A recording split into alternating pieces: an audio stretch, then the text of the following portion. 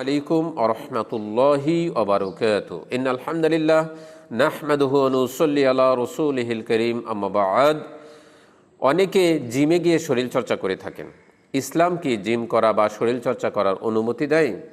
ইসলামে জিমে গিয়ে শরীরচর্চা করার কোনো বাধা নেই, বরং ইসলাম তাতে উৎসাহিত করেছেন। মুসলিমের 2664 নম্বর হাদিস, রাসূলুল্লাহ সাল্লাল্লাহু আলাইহি ওয়াসাল্লাম বলেন, শক্তিশালী মুমিন আল্লাহ সুবহানাহু ওয়া তাআলার কাছে উত্তম দুর্বল মুমিনের চাইতে।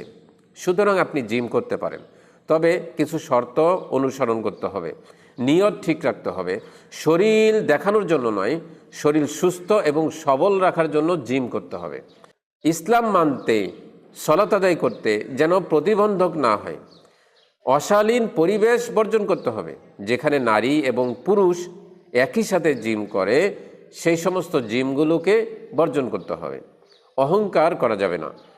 শরীর নিয়ে অহংকার করা ইসলাম সম্মত নয়। ইসলাম অহংকার করতে নিষেধ করেছে। যে কোনো কিছু নিয়ে আপনি অহংকার করবেন, সেটা ইসলাম পছন্দ করেন না।